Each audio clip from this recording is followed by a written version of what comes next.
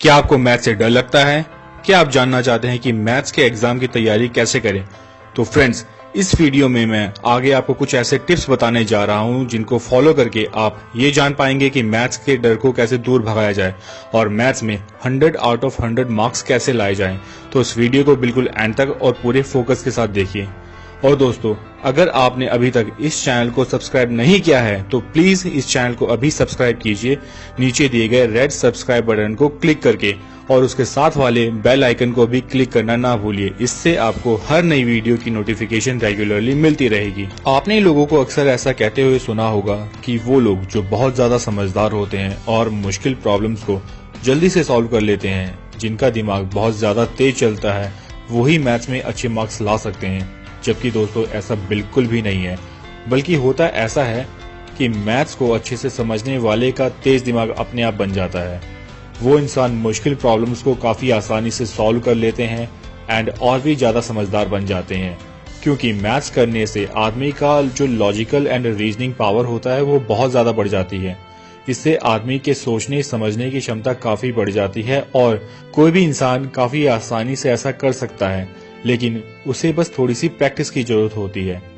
Maths में 100 out of 100 लाने के लिए सबसे जरूरी है कि आप मैथ्स को एक मजेदार सब्जेक्ट समझें, इसे प्यार करें, मैथ्स के बेसिक कॉन्सेप्ट्स को अपने टीचर या घर में किसी बड़े से अच्छे से समझें और जितने क्वेश्चंस पॉसिबल हो उतने क्वेश्चंस सॉल्व करें।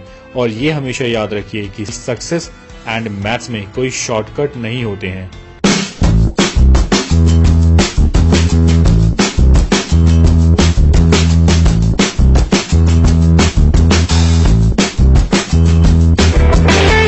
तो आइए दोस्तों, अब मैं आपको वो मेन टिप्स बताता हूँ। तो दोस्तों, पहला टिप है कि आप फॉर्मूला एंड थ्योरम्स के लिए एक अलग से कॉपी या रजिस्टर बना लीजिए। इससे आप कभी भी उनको पढ़ सकते हैं, रिवाइज कर सकते हैं और ये चीज आपको एग्जाम के टाइम में बहुत ही ज्यादा काम आएगी। आप कभी भी किसी भी टाइम उस कॉपी को या रजिस्टर को ओपन करके थ्योरम्स एंड फॉर्मूलाज को याद कर सकते हैं, पढ़ सकते हैं, रिवाइज कर सकते हैं। टिप नंबर 2 है दोस्तों, एक बार आपके टीचर या मेंटर के समझाने के बाद आप ये पूरी कोशिश कीजिए कि उस चैप्टर के सभी बचे हुए क्वेश्चंस को आप खुद से ही सॉल्व करें। ये बहुत ज्यादा जरूरी है। आप जितने ज्यादा क्वेश्चंस खुद से सॉल्व करेंगे, आपको खुद पर उतना ही कॉन्फिडेंस आएगा।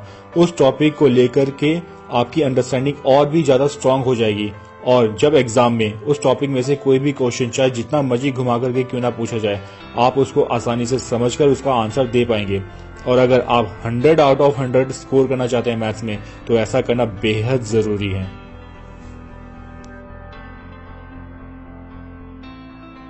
टिप नंबर 3 है, अपने सिलेबस को अच्छे से समझें। यह बहुत जरूरी है क्योंकि इससे आपको यह पता चल जाएगा कि किस टॉपिक में से कितने मार्क्स के क्वेश्चंस पूछे जाते हैं। ऐसा करने से आपकी बहुत सारी मेहनत बच सकती है। जैसे कि मान लीजिए आप किसी टॉपिक के ऊपर रिवाइज करने में पूरा एक हफ्ता लगा देते हैं और बाद में आपको मालूम चलता है कि उस टॉपिक में से सिर्फ एग्जाम में 2 मार्क्स का ही क्वेश्चन आएगा। तो ऐसे में आपकी बहुत सारी मेहनत एक अननेसेसरी टॉपिक के ऊपर वेस्ट हो जाती है। तो इससे बचें और एक स्ट्रेटेजी के साथ तैयारी करें।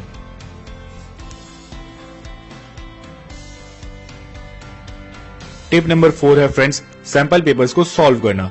सैंपल पेपर्स एक बहुत ही अच्छा तरीका है खुद को एग्जाम्स के लिए मेंटली प्रिपेयर करने का। जितना ज्यादा आप सैंपल पेपर्स को सॉल्व करेंगे, आप में उतना ज्यादा ही कॉन्फिडेंस आएगा एग्जाम्स में अच्छे मार्क्स लाने के लिए।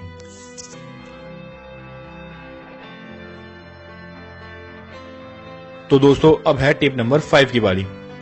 कभी कभी फ्रेंड्स आपके साथ भी ऐसा होता होगा कि आप किसी क्वेश्चन को सॉल्व कर रहे हैं और वो आपसे उस टाइम सॉल्व नहीं होता।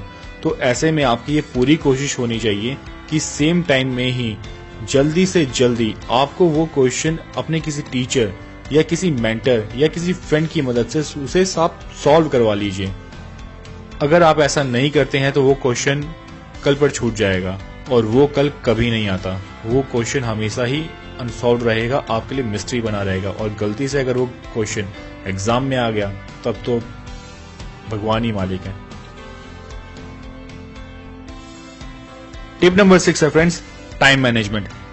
मैथ्स में चैंपियन बनना और 100 आउट ऑफ 100 लाना इतना आसान नहीं है। आपको रोज इसके लिए मेहनत करनी होगी। आपको रोज मैथ्स पढ़ने के लिए टाइम निकालना ही होगा एनी हाउ। आपको अपने एम के साथ ईमानदार बने रहना होगा, तभी ये सब कुछ पॉसिबल है। टिप नंबर 7 है फ्रेंड्स, क्लीननेस। आप एग्जाम में जितनी सफाई से लिखेंगे उतना ही ज्यादा आसान होगा आपके लिए एग्जाम में बेटर स्कोर करना। एक्चुअली एग्जामिनर ये जानना चाहते हैं कि आपका आंसर आया कैसे, बट अनफॉर्चुनेटली उनके पास इतना टाइम नहीं होता है कि वो एक एक क्वेश्चन को बहुत ज्यादा ध्यान से देखें। तो कोशिश कीजिए कि आप अपने पेपर में बहुत ज्यादा कटिंग एंड ओवर राइटिंग बिल्कुल नहीं करेंगे। प्रॉपर मार्जिन्स बना करके लिखेंगे। रफ वर्क करने के लिए आंसर शीट में साइड में एक लाइन खींच लेंगे और उसके अंदर ही सिर्फ कैलकुलेशन करेंगे, और जहां पे आप ये लाइन लिखेंगे ना उसके ऊपर लिख लीजिए रफ वर्क। ठीक है, आप कभी भी अपने क्वेश्चन पेपर के ऊपर रफ वर्क नहीं करेंगे एंड आंसर शीट के अंदर जहां पे हम लोग आंसर्स लिखते हैं वहां पे रफ वर्क नहीं करेंगे। एक्चुअली इससे ना एक बहुत ज्यादा खिचड़ी बन जाएगी और एग्जामिनर बहुत ज्यादा कंफ्यूज हो जाएगा, बोर हो जाएगा, तो ये फिर सही नहीं है आपके लिए।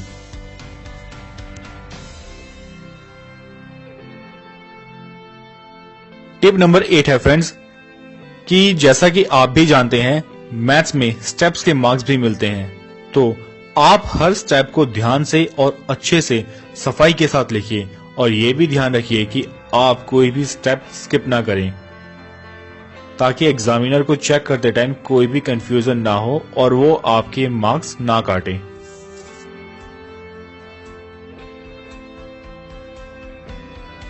टिप नंबर 9 है फ्रेंड्स, फिगर्स एंड ग्राफ्स।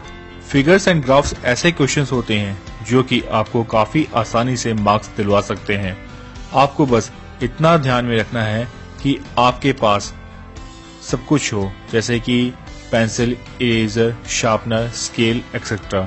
आपको एग्जाम में ये सब चीजें किसी और से मांगने की जरूरत ना पड़े। और दूसरा कि आपकी कॉन्सेप्ट फिगर्स एंड ग्राफ्स को लेकर के काफी क्लियर हो। जितने अच्छे आपके कॉन्सेप्ट्स होंगे उतना ही इजीली आप फिगर्स एंड ग्राफ्स को बना सकते हैं।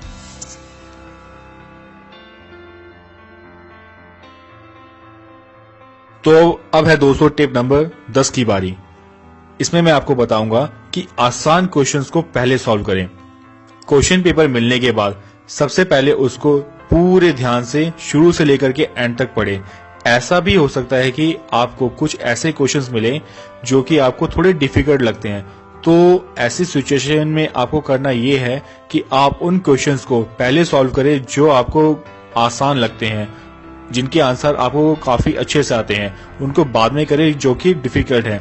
आपके पास आंसर देने के लिए ना एक लिमिटेड टाइम होता है, और अगर आप पहले डिफिकल्ट क्वेश्चंस को सॉल्व करने में लग जाएंगे तो आपको बहुत सारा टाइम वेस्ट हो जाएगा, और ऐसे में आप उन क्वेश्चंस को नहीं आंसर कर पाएंगे जिनके आंसर आपको काफी अच्छे से आते हैं। तो दोस्तों प्रॉपर टाइम मैनेजमेंट कीजिए, ध्यान से पढ़िए, ध्यान से आंसर दीजिए, एक स्ट्रेटेजी के साथ आगे बढ़िए, तभी आप 100 आउट ऑफ 100 ला सकते हैं मैथ्स में। तो दोस्तों कैसा लगा आपको ये वीडियो, प्लीज कमेंट बॉक्स में लिखना ना भूलिएगा, और अगर आपका कोई सवाल है तो वो भी आप कमेंट बॉक्स में लिख सकते हैं। मैं पूरी कोशिश करूंगा कि उसका आंसर दे सकूं। दोस्तों अगर ये वीडियो आपको पसंद आया हो तो प्लीज इसको लाइक कीजिए, अपने फ्रेंड्स के साथ शेयर कीजिए एंड इस चैनल को सब्सक्राइब कीजिए रेड सब्सक्राइब बटन पर क्लिक करके, और सब्सक्राइब बटन के साथ वाले बेल आइकन को भी क्लिक करना ना भूलिएगा। इससे मेरी हर लेटेस्ट वीडियो की नोटिफिकेशन आपको रेगुलरली मिलती रहेगी। तो अभी के लिए दोस्तों मैं आपसे इजाजत चाहूंगा। अपने आसपास सफाई बनाए रखिए। वंदे मातरम। जय हिंद।